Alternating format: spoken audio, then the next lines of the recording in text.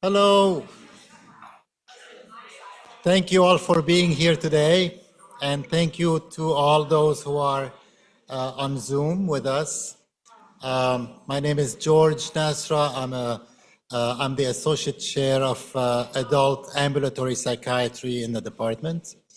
And it's my honor to welcome you all to this first Romano rounds for the year. The Romano rounds, as you may know, is our internal, if you want, clinical rounds where we feature presenters from each of our division throughout the year. And for today, we are featuring our newest division, which is the Division of Addiction Psychiatry. Before going there, just a couple housekeeping notes. For those online, I would ask you throughout the presentation to feel free and enter questions in the Q&A portion of your screen if you want. The chat feature is not working, is disabled. Also, by the end of the presentation, you will see a QR code. Use that to enter the to get CME credits for those of you who need those. Now, without further ado, it's my privilege to introduce two of our speakers here, Dr. Myra Mathis and Dr. Caroline Easton. Dr. Mathis is an assistant professor of psychiatry and the founding clinical chief of the Division of Addiction Psychiatry. She also serves as the medical director of Strong Recovery and director of the Addiction Psychiatry Fellowship Programs. Dr. Mathis earned her MD from the University of Rochester School of Medicine. After medical school, she pursued her residency in psychiatry at Yale, followed by a fellowship in addiction psychiatry, also at Yale. In 2020, Dr. Mathis returned to Rochester, where she played a pivotal role in laying the groundwork for the Division of Addiction Psychiatry and the fellowship program. Although Dr. Mathis is early in her career, she has already been honored with several awards and recognitions. Her research primarily focuses on opioid use within Black communities and broader issues related to social and racial justice. In addition to her research, she actively contributes to numerous committees, both within the department and across the institution. Notably, she co-chairs the Opioid Response Network Group for Black and African American communities and serves on the University of Rochester's Community Engagement for Racial Justice. Dr. Caroline Easton is a professor of psychiatry at the University of Rochester Medical Center, and since July of 2024 is the founding academic chief of the Division of Addiction Psychiatry, as well as the director of digital therapeutics. Dr. Easton obtained her PhD in psychology from the University of Connecticut, followed by a postdoctoral fellowship at the University of Connecticut Health Center in Addiction Psychiatry. She also completed a dual postdoctoral fellowship, respecialization in clinical psychology at UMass, and a predoctoral internship in clinical psychology at Yale School of Medicine. Dr. Easton has been recognized with numerous awards, including the Rochester Business Journal's COVID-19 Healthcare Hero Award and the Global Health Longevity Catalyst Award, both in 2020. She is widely regarded for her expertise in treating clients with co-occurring addiction and interpersonal violence. Her international collaborations include working with investigators from Brazil, England, India, and the UK to develop digital therapeutic models to address chronic mental illness, addiction, co-occurring medical conditions, and IPV. Her team's innovative model of care is patent pending, and they have secured nearly $15 million in research funding over the past 3 years. Both Dr. Mathis and Dr. Easton will introduce the upcoming speakers, Julie Achtyl and Itza Morales, and will present as a team on the topic of engaging patients receiving treatment with methadone in talk therapy, a lost art, or an art form. Please help me welcome our speakers.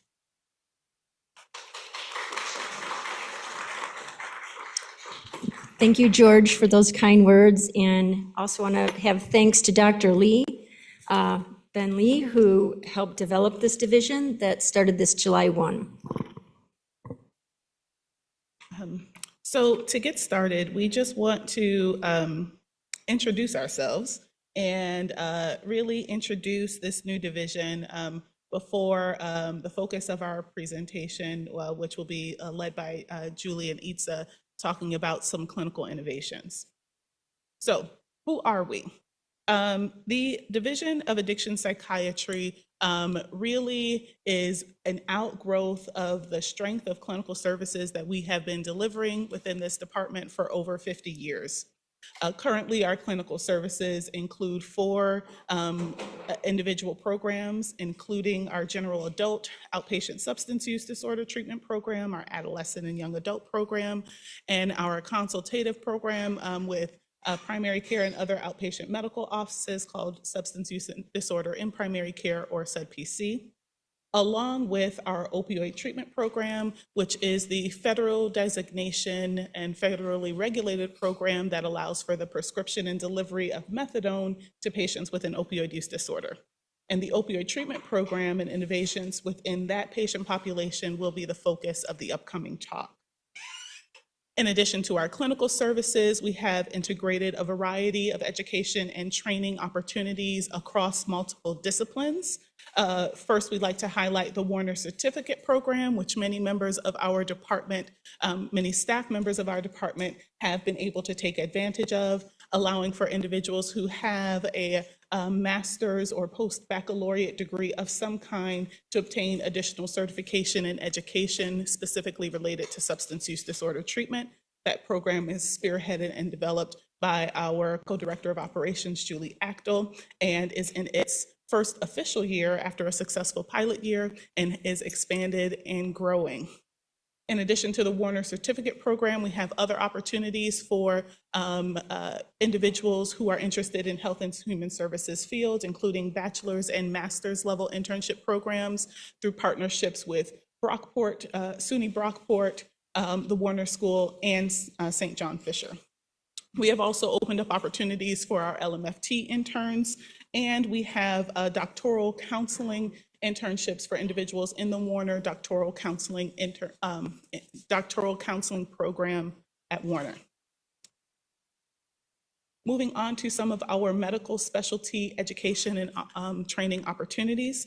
As mentioned, we do have an addiction psychiatry fellowship that will train individuals completing a psychiatry residency to have a specialization in caring for patients with substance use disorder. We are involved in our psychiatry resident education, both as a primary clinical site due to the requirement by the ACGME for all psychiatry residents to have exposure to substance use disorder treatment. We're also doing some innovative things in terms of the curriculum for addiction psychiatry within the residency, which will be forthcoming this year. We have family medicine resident education. We have an elective with our adolescent medicine fellowship. We participate in medical student education, both as a special elective and ongoing educational opportunities. And we also are a site for advanced practicing providers, students to rotate through and receive additional education in substance use disorder treatment. Now I'm going to hand it over to Dr. Easton, who will talk a bit more about our psychology training opportunities, as well as the research and federal grants that are a part of this division. Thank you, Dr. Mathis. So one thing you can see by just looking at the org chart here of our new division, that we're already leading the field. We're leading the field in the clinical services that we're doing. You'll hear from our directors of clinical operations on engaging patients. You'll hear about the exemplary clinical care that is going on with our community and how rich this training environment is for fellows and trainees and interns. We're doing hot off the press translational science to help improve patient care. And we're nationally recognized for our Center of Excellence, which I'm going to get into in a few minutes. all of this makes a rich training experience. We have right now a new program that just started within Strong Recovery. We have an addiction psychiatry rotation for clinical psychiatry interns. Their clinical psychology, they've done 4 to 5 years of their PhD PsyD. Now they're coming for their last year to do clinical work with us and translational science and research. And a shout out to those trainees who are in the room, and we invite people to collaborate with us on research.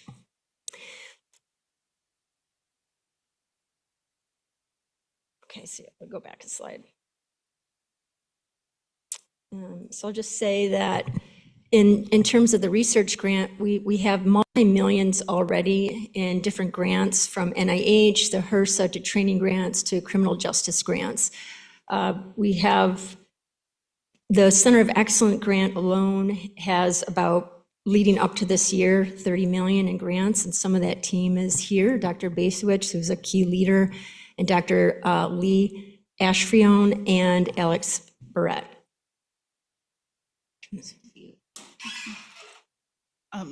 So again, briefly, the expansion of the footprint of addiction psychiatry in our department and across the medical center really hinges on this partnership between our innovative clinical services, our education and training, and the expansion and growth of the research portfolio. We have a multidisciplinary team that consists of individuals represented by all of these disciplines listed. We have about 40 multidisciplinary learners per year who come through our clinical services and interface with our division in any academic year. And we see of over 30,000 visits per year for our clinical service delivery. You can see from this org chart alone, this is the Center of Excellence. Again, taking the lead across the nation on reducing stigma in the field of addiction psychiatry and also prevention of opioid overdose. Many different projects going on throughout that center grant and having an effect across the United States. This is the year going into this year, it's up to 32.3 million. And this is an infographic just showing all the different services across the United States.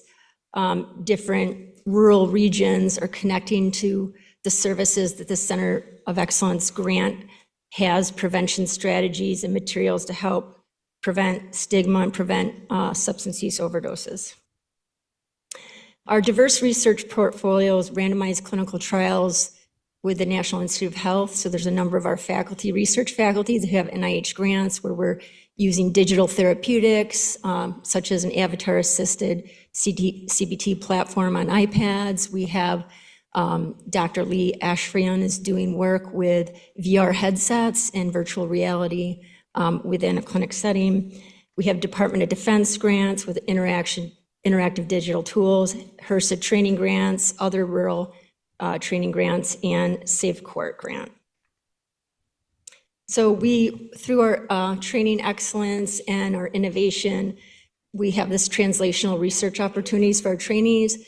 But what's really clear is just the outstanding clinical care and education and training that happens at Strong Recovery that is led by Julie Achtyl and Itza Morales. And you'll see from the quality of work that they do with trainees that they are really in improving patient care. It is very impressive. So I have the privilege of introducing Julie and Itza, who will take us from here and really showcase some innovative things happening in our clinical service delivery.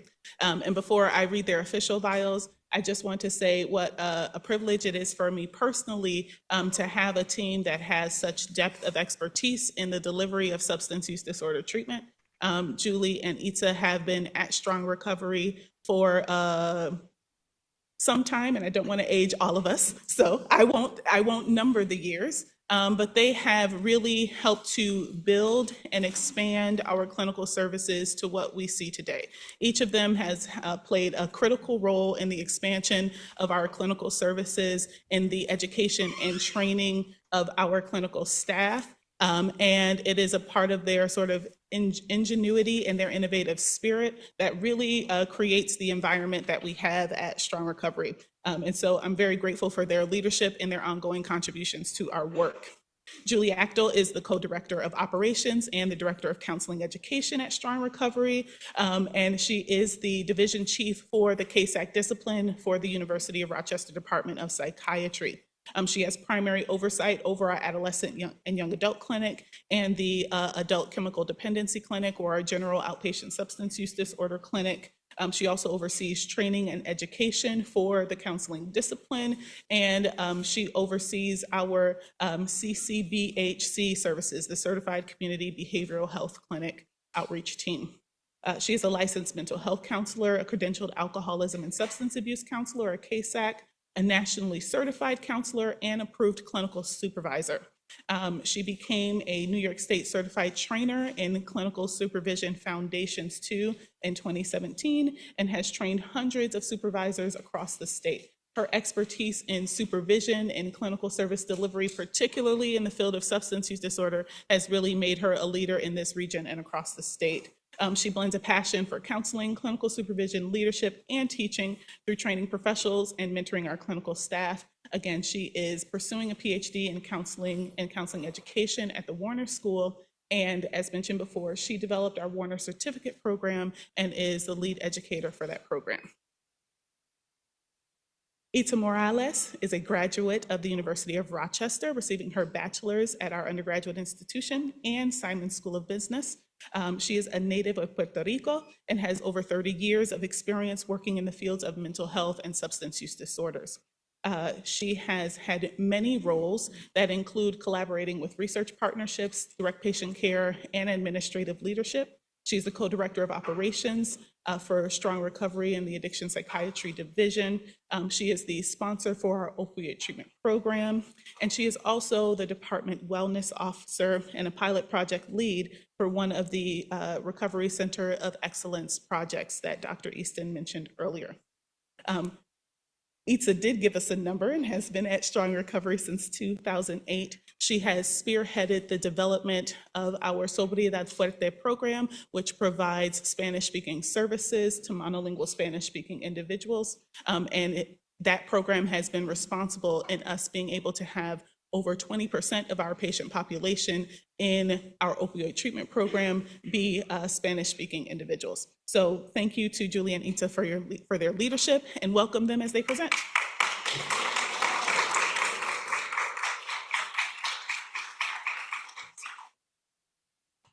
Thank you for that warm welcome and introduction. Absolutely, and yes, I am old. I've actually been in the department for many moons. I think I'm going to my 33rd year at the University of Rochester, so I am hopefully going to retire soon. Okay, so we are so excited to talk to you about engaging patients receiving treatment with methadone and talk therapy, a lost art or an art form. And we felt that it was really important to start with a little blurb that I found in this article that really summarizes the challenges that substance use disorder counselors go through in their work, and this is really pervasive across the nation. So addiction treatment providers offer counseling, medical care, and community supports for those struggling with substance use disorders, and often are tasked with providing support for associated behavioral health conditions such as depression and anxiety, and environmental suffering like loss of housing, transportation issues. Helping clients achieve stability in the face of high risk of relapse and comorbid mental health concerns may make this job emotionally burdensome for the clinician. Additionally, addiction treatment providers tend to work under difficult conditions, which include low salaries, high staff turnover, demanding workloads, and limited opportunities for career advancement, all of which contribute to burnout. The financial, psychological, and physical impact of the current COVID-19 pandemic on providers, treatment systems, and the people they serve have only exacerbated these challenges. And this really summarizes what we've traversed throughout the pandemic, and where Itza and I are so committed to advancing our workforce and really helping them to see the value in the work that they're doing despite all these challenges. And that was really what I think where we kind of derived a lot of our passion for creating and working with our leadership team for the clinical redesign that we're going to talk about today, and really trying to figure out how can we creatively engage patients in talk therapy and also help to improve our staff satisfaction. So this is what we've been collectively experiencing really since 2019, 2020. We've seen, and we continue to go through an opioid epidemic and the COVID-19 pandemic, an increase in access to care and demand. So because of the opioid epidemic, there's a lot of pressure from the state level and the federal level to increase access to care. And how can we go about doing that? We had to pivot very quickly and create curbside dispensing during the pandemic so that we could safely dispense to our patient populations out in the parking lot. Our staff worked through every season of what Rochester gives us to be able to provide medication to patients out in their car in a very safe manner. We also started to see a decline in participation in talk therapy. That was very challenging for our workforce. And an increase in harm reduction and person-centered care models, having that be the philosophy that we had to really start to make significant shifts in how we operated as a substance use disorder clinic. So what we saw, especially in the OTP field, is a lot of changes. Pre-pandemic, we had started talking about ways of expanding services that were more patient-centered, a little bit more harm reduction, but then quickly with COVID, we had to pivot and we had to really start embracing all of the new regulations and standards because we wanted to deliver care in a safe manner, but making sure that patients were receiving life-saving medication with methadone. So a lot of the changes were, the relaxed take-home privileges, or actually we shouldn't call them privileges. I take that back. That's very stigmatizing. But just the fact that we had to expand our services, we had to trust our patients with increased medication. OASIS and federal government were also very prescriptive in the way we delivered care. And a lot of our counseling staff and nursing staff were trained in that way as well. So it wasn't just changing the landscape of treatment, it was also changing our philosophies internally. Federal and state support increasing more OTPs opening up, which meant a little bit of a breather because patients were able to access OTP services and treatment with methadone in different areas. However, rural community is still impacted with lack of OTPs and stigma, but that's a whole other conversation. We saw, we had a very limited use of telehealth, and with COVID, we had to expand that. We had to get patients accustomed to using Zoom, which meant we had to quickly figure out how we were gonna get patients smartphones or how we were gonna get them engaged in treatment.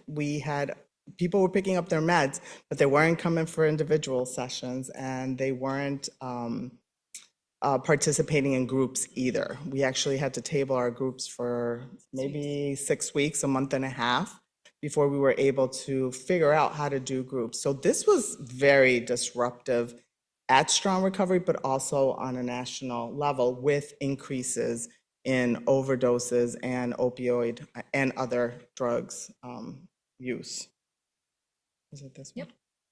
So what Itza just described, you can now see up here on this graph. This is a graph that shows from May of 2019 to August of 2023, and I have more recent data, but this is what we experienced when it came to participation in talk therapy. The regulations changed over time, as Itza had described, to being less prescriptive, and that they really wanted to improve access to care and ensure that patients were able to come into our clinic and receive a life-saving medication. They wanted us to remove barriers. So, for example, we were no longer allowed to discharge a patient for lack of engagement in treatment. So patients really were no longer coming to talk therapy as much as they were before the pandemic. And as you can see here, in May of 2019, our census was 475 patients who received methadone, and we provided 1,110 group sessions. Now, if you look forward to July of 2023, our census has gone up, But look at our number for group sessions, 188, a significant decline. And you'll also see that we have never been able to get back up to where we were pre-pandemic. We did pivot very quickly to provide group therapy within 6 weeks. That was pretty remarkable that we were able to get our staff to learn how to do that and to get our patients to be able to attend group and conduct group in a way that we never have before. Currently, and a part of our efforts in engagement have shown through with the numbers that we're seeing today. We are getting some traction, numbers are increasing.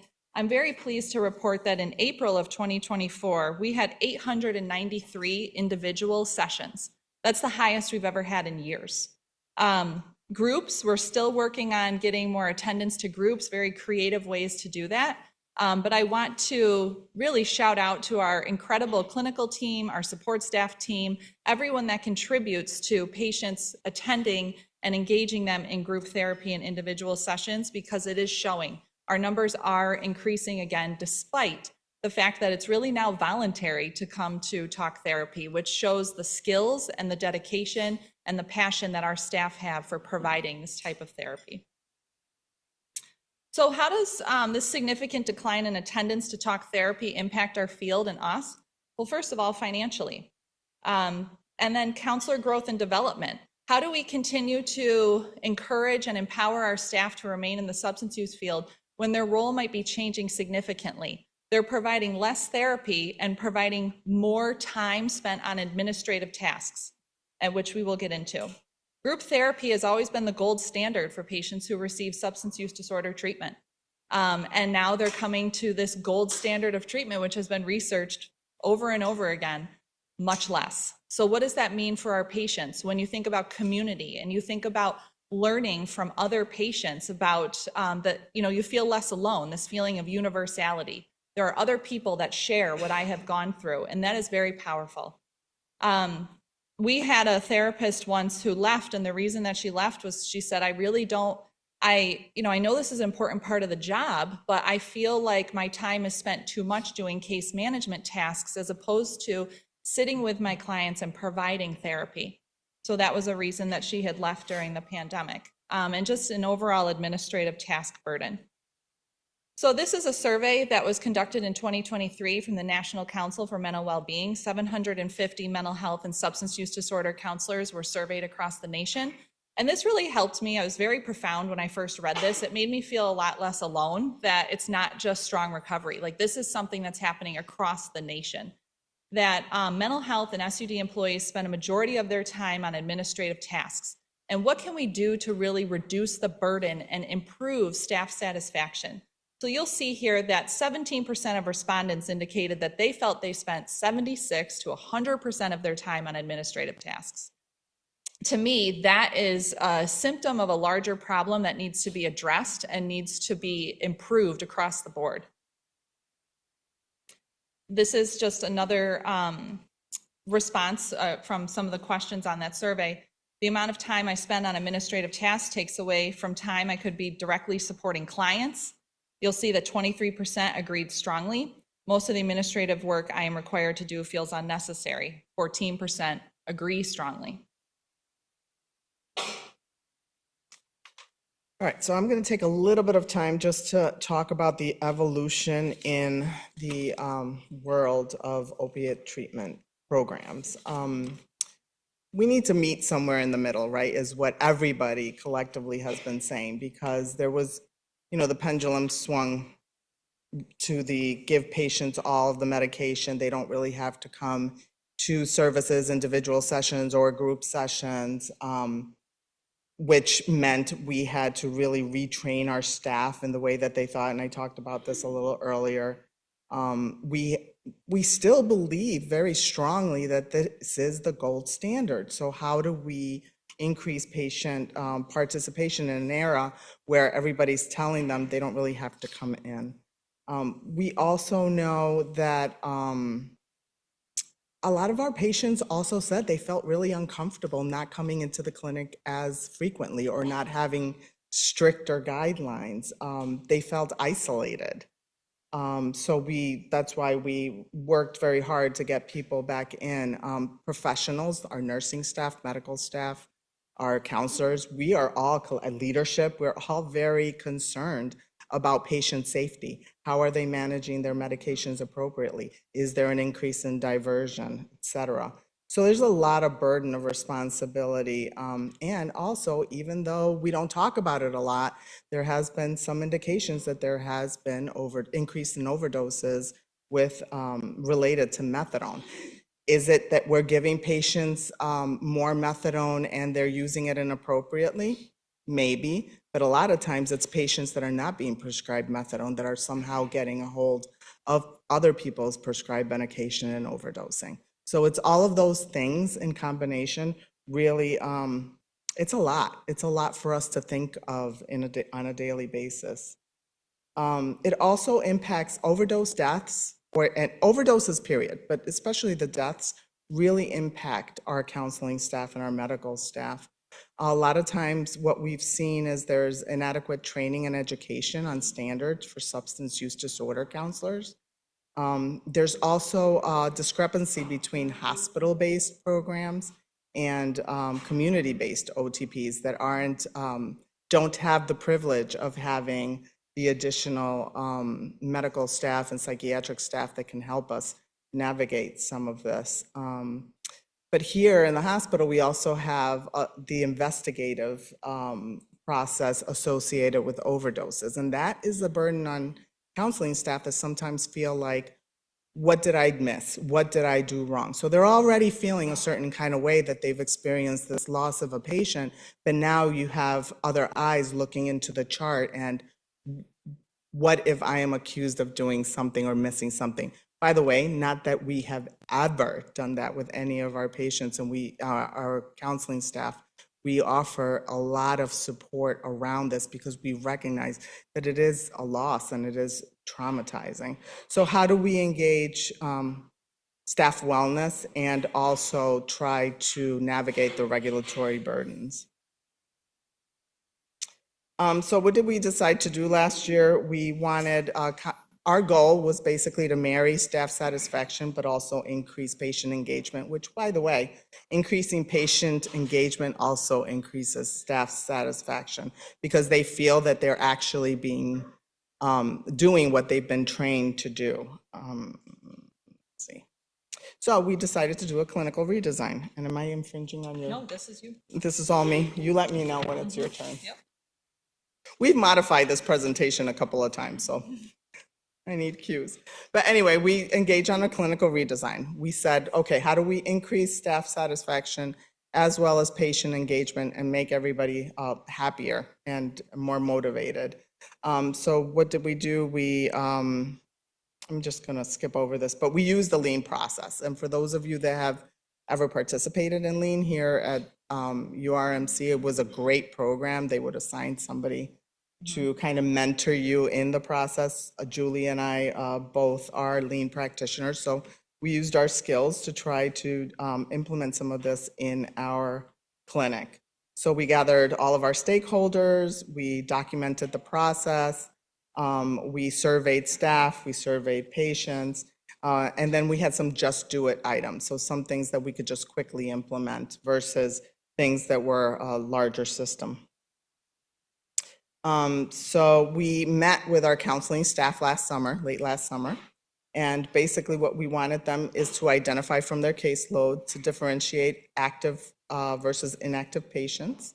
Are there any patients that you are ineffective with, right? And that's sometimes difficult for people to have to admit that maybe I'm not as effective with this patient and somebody else could work better with them. Identify strengths and any areas that we might be able to best support you. And also, we wanted to hear from our staff, what were some of their ideas in increasing staff satisfaction as well as patient satisfaction. How can you increase your productivity? Because that's another sticking point, right? It's that fear of, well, patients aren't showing up to sessions, my productivity is being affected. How will that result in, my performance evaluation, et cetera, et cetera. So we really wanted to hear the thoughts of what can we do better. So what we did is after Julie and I met with our clinical staff, this is an example of a letter that we would give each person summarizing what we discussed. And sometimes we didn't get the summary right, so we invited people to come in and have another conversation so that we can correct what we didn't get. We identified strengths, challenges, and some creative ideas or future goals. So this person in particular, there were 2 challenges that were identified, but also ideas to help with the challenges. One is our transportation. MAS, I don't know if other clinics across the board go through this, but our OTP, the majority of our patients are taking Medi-Cab transportation or medical transportation. Well, that's very costly. So we're getting a lot of pressure from the state to kind of reduce that. But in the meantime, our counselors were getting all the phone calls about all the changes. So her suggestion was, how about a transportation line? And her other passion was art. So how can we incorporate art into the clinic? So this is an example. We did get a grant together with the Mental Health Association, and we were able to do some art making workshops. And that was awesome because we engaged staff, but we also engaged patients, and we also started a transportation line. So 2 of our support staff members actually spearhead that. Our practice manager has taken a huge lead in trying to organize all of that. So thank you, Kaylee. This is another example. Tim Owens, he has a great passion for Afrocentric treatment. He recognized we had Sobriedad Fuerte, so why not have a treatment approach that's specifically for our Black patients. So doing that, he started a Sankofa program. He created it, and we now have, I believe, another staff member who is co-leading with it, as well as one of our psych interns that is also interested in this track.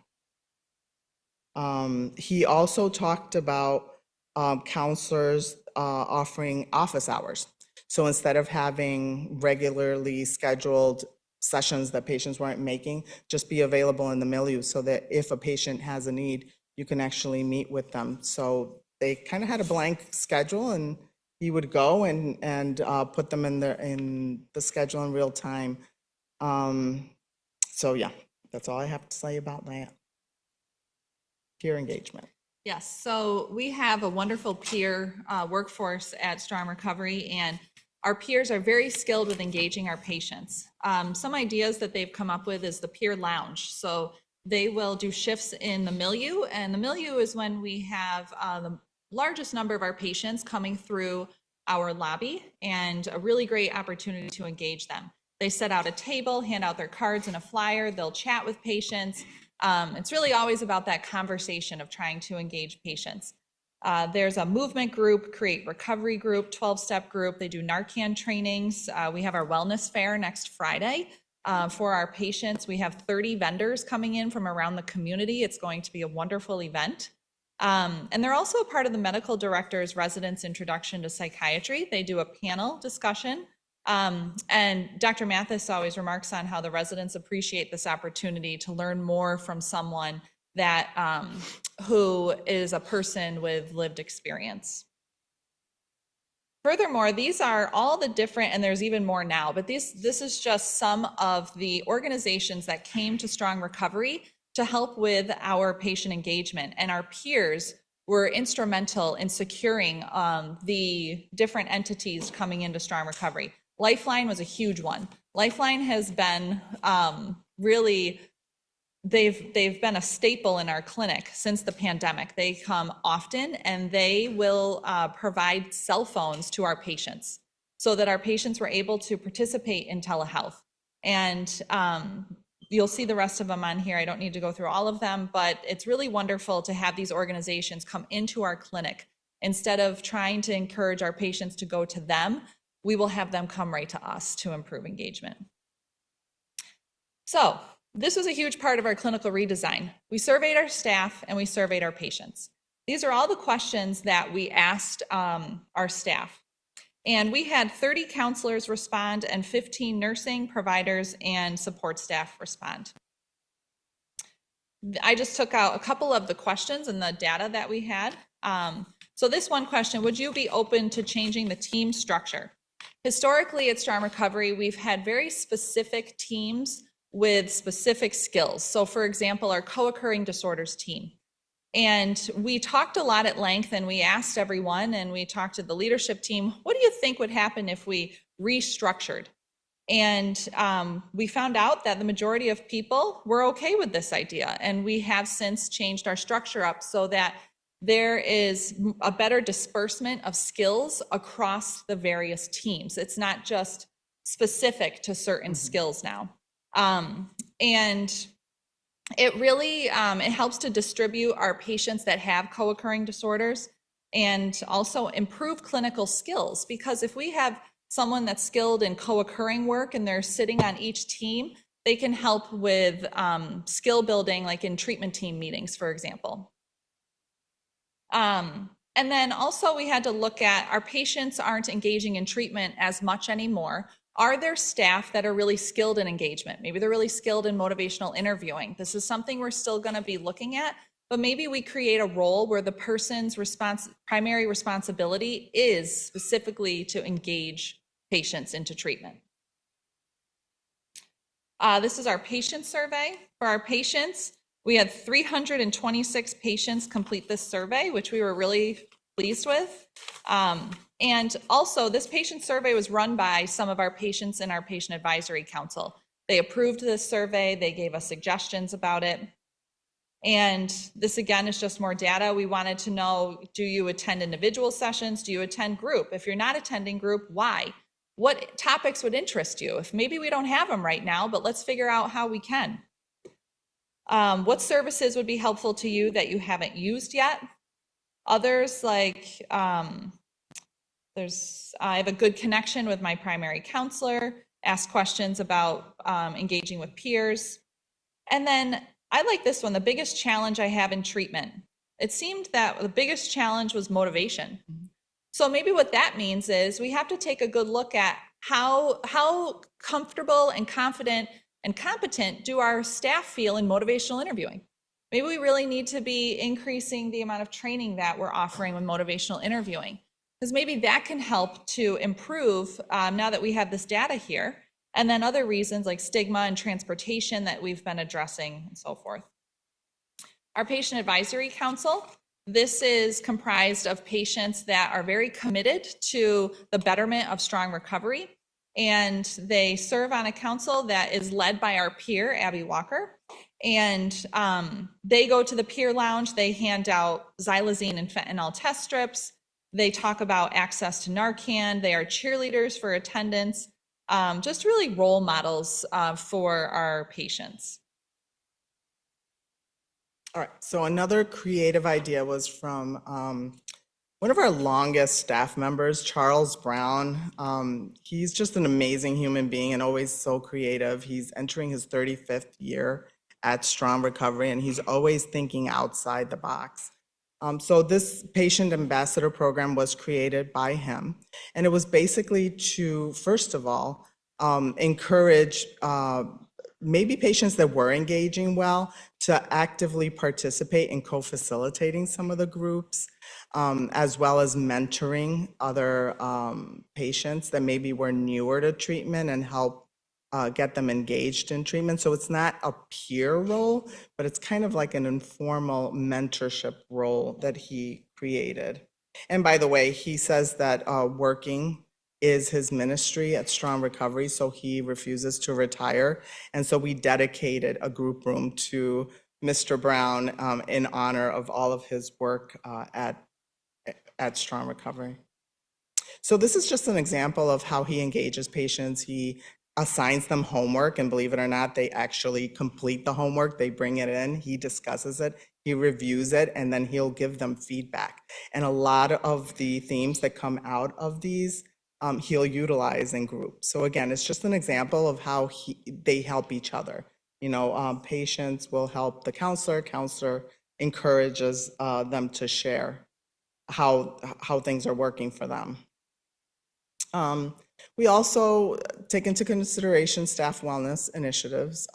We all know that well-being and a sense of belonging is so important in all of our areas.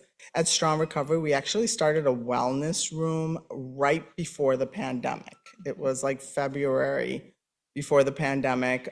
It was a storage closet.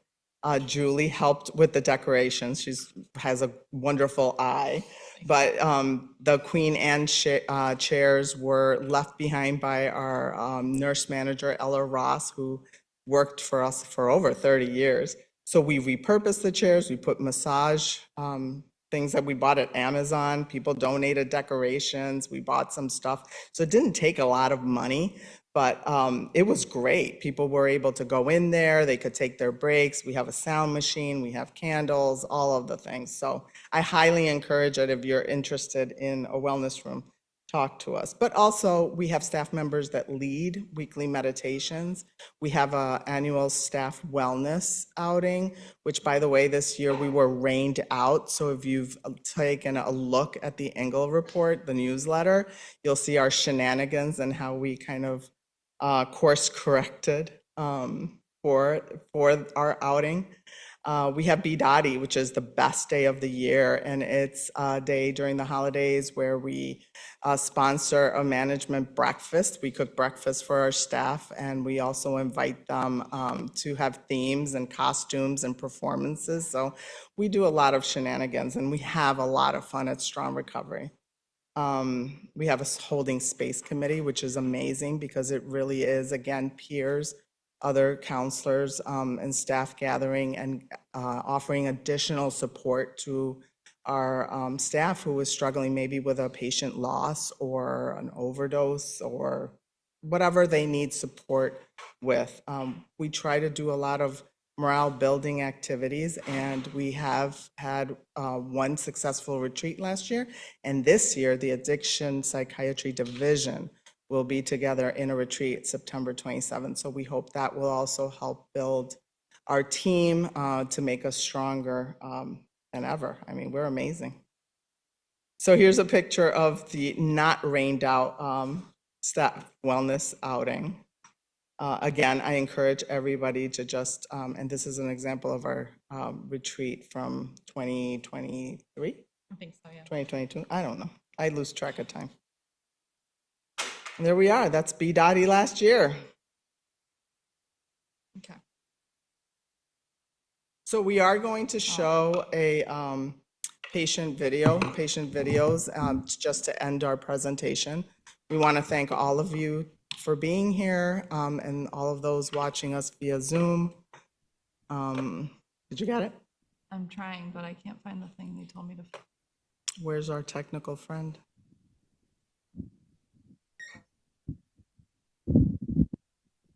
I promise it's a great video. I have so much gratitude for Strong. Really, I'd like to thank the Strong Recovery team for everything they've done for me.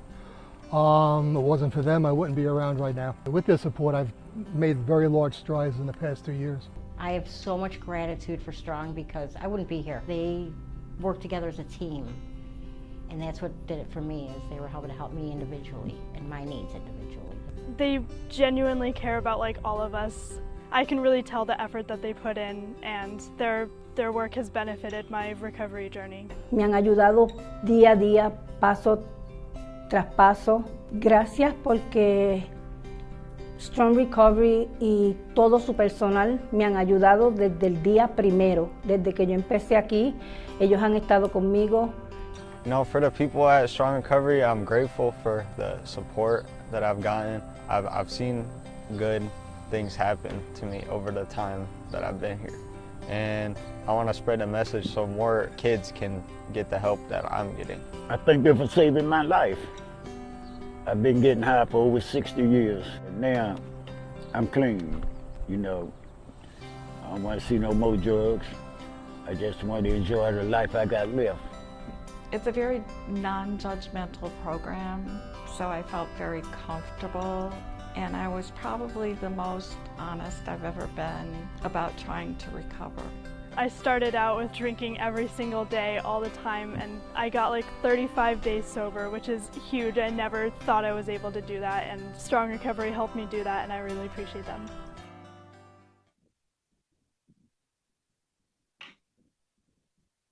Okay, and that's the end of our presentation. Thank you.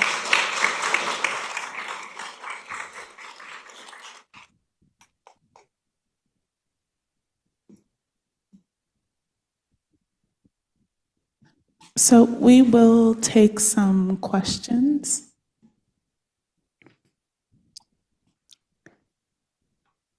If there are any in the audience, and I can't see Zoom, but.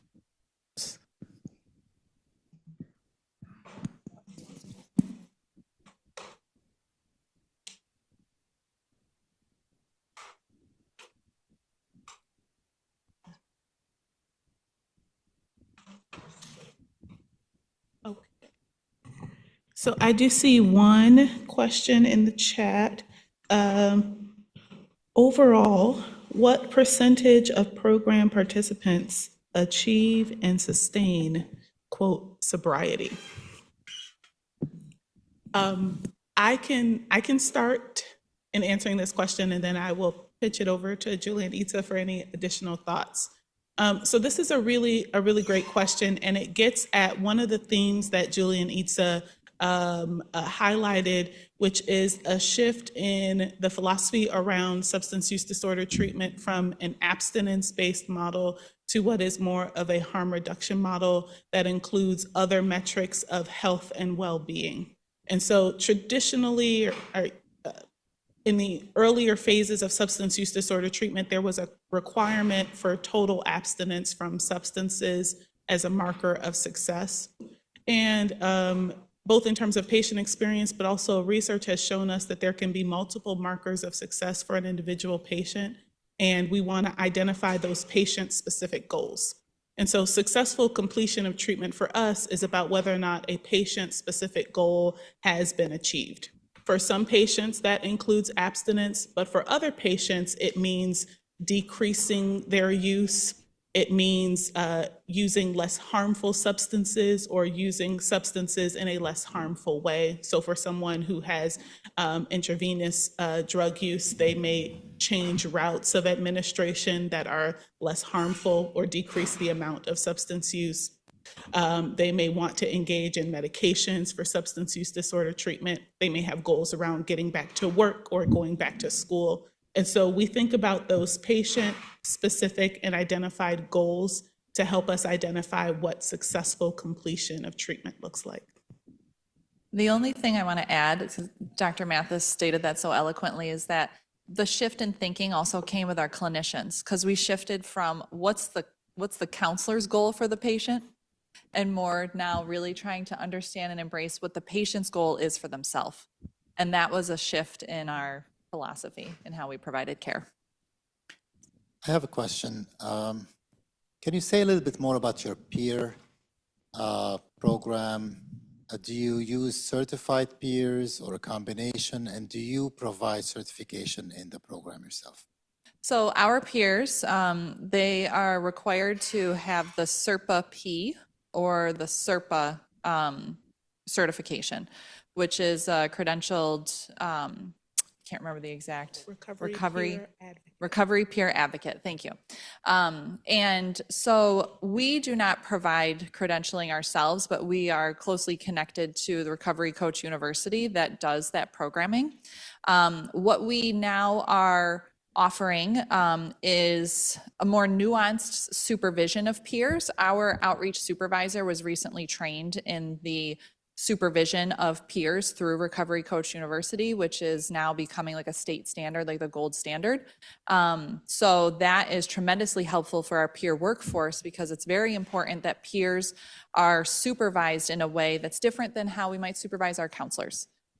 So we are very focused on ensuring that our peers receive very effective and nuanced supervision, because we firmly believe that that helps in retention and helping them to work through some of the challenges they may experience working in our clinic as a person with lived experience.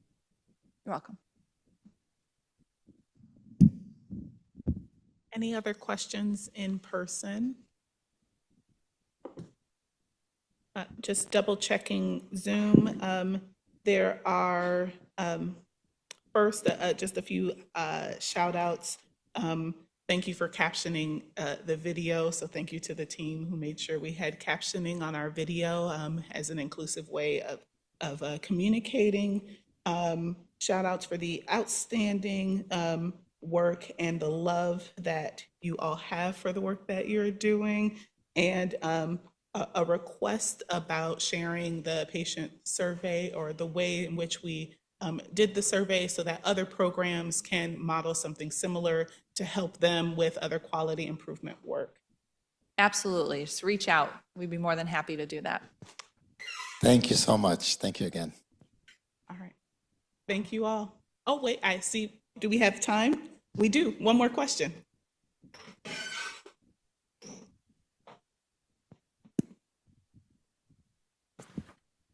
Thank you. The survey results that you displayed obviously went by very fast. One of the things I noticed was about staff engagement in phases of care. Yep. And the desire to be engaged in the early stages of care looked like it was the lowest of all the bunch. I imagine that's a period where patient goals are not as well fixed, and there could be a lot of work to do. Also an area where things would be fairly unstable a lot of the time.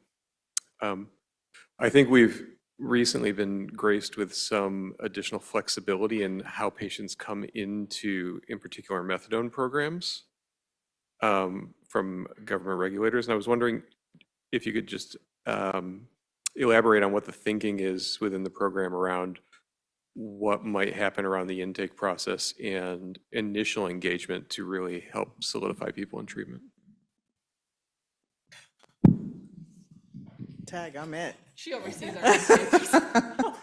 So I think that we try to engage our patients right off the bat with the kind of questioning that we do even from the phone screen. Really, it's a learning process for our counseling staff and our peers, everybody, on how to engage our patients differently. So I gotta confess, Dr. Harris, I was half listening because I thought this question was going to be punted onto Julie. So I'm not sure if I'm answering your question. What was it? Can you condense it? It was largely about what sorts of things you've considered doing with regard to additional flexibility in getting patients involved in a way that works for them. Yeah. For staff, what have you like engaging brainstormed, staff? essentially, is the question. So engaging patients in the early phases of treatment, given the new flexibilities that we have with methadone regulations. Yeah. Okay, I got it now. Just being creative, to be honest with you, is all the creative groups that we have, having staff more present in the milieu, trying to engage patients when they come in, for example, for methadone dispensing, but also creating more educational opportunities for our staff to realize that really it's not about our goals for the patients, it's about their goals. So how do we meet them where they're at and engage them? So motivational interviewing is a big one. We're also hoping that Dr. Easton's team can help with that. We're toying with the idea of contingency management. It's an evidence-based addiction treatment. There's a famous paper out there called Give Them Prizes and They Will Come. It's just pro-social prizes that they can use in therapy, but it contributes to a reward system that's extrinsic, but then switching over to intrinsic. So we're toying around with CM for higher risk clients who aren't engaging in treatment. One last thing I'll add to that is, Itza's team has been spearheading, streamlining our intake process, decreasing the number of visits that it takes for someone to engage in methadone treatment. For those that don't know, it can be multiple pre-visits before they get their first dose of medication. So how can we streamline that and reduce the number of days a person has to come in before they can actually access their first dose of medication? We also really have planned redundancy in in our early process because we know patients are navigating a lot of complex needs, and we have a ton of resources. One of the great benefits of being a CCBHC is that the primary forms of instability have to do with those psychosocial needs in a lot of ways. And we have resources to address the psychosocial needs, and we want patients to know about that as soon as they come in the door. Yes, we're going to make sure that you can safely have methadone. We're also going to be looking at those other needs that you have, and we intentionally repeat all of the resources and ways that they can be supported in multiple different ways, because we know it's not going to stick on the first time. They're experiencing withdrawal, they're experiencing difficulty being housed, and access to food and other needs. So plan redundancy and streamlining our intake process in addition to some of these other creative strategies. Yes. All right, thank you all.